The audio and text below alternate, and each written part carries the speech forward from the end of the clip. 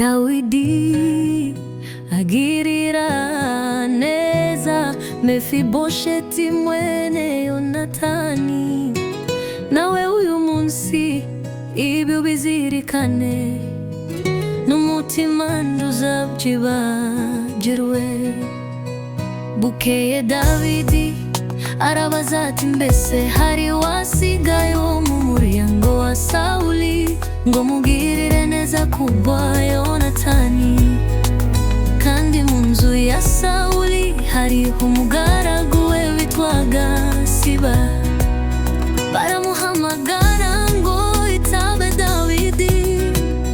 Umwami aramubaza ati, mbese ni wowe Siba? Nawe ati, nijye umugaragu wawe.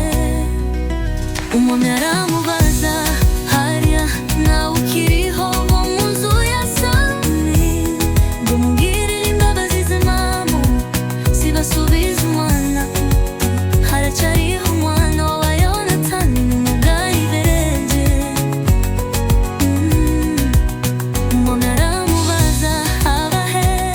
Siba asubiza umwami, aba mu rugo wa Makiri mwenje Amiyeli Lodari.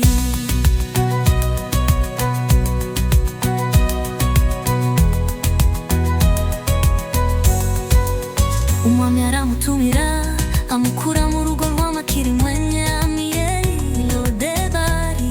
Nuko Mefibosheti mwene Yonatani mwene Sawuli yitaba Dawidi, ageze imbere yagwa yubamye aramuramya. Maze Dawidi aravuga ati, Mefibosheti. Aritaba ati, karame mugaragu wawe ndi hano. Dawidi aramubwira ati, humura kuko ntazabura kukugirira neza kubwa so Yonatani, kandi nzagusubiza imisozi yose imyarurembo ya sogokuru Sawuli, kandi uzajya urira ku meza yanjye iminsi yose. Nuko aramuramya aravuga ati, mugaragu wawe ndi kikuitaho, kandi ndi ntumbiye mbwa. Umwami aherako ahamagara Siba mugaragu wa Sawuli, aramubwira ati, ibyari ibya Sawuli byose, ibyo abunzuye bose mbigabiye mwene shobuja. Kandi wowe n'abahungu bawe n'abagaragu bawe muzajye mungingira.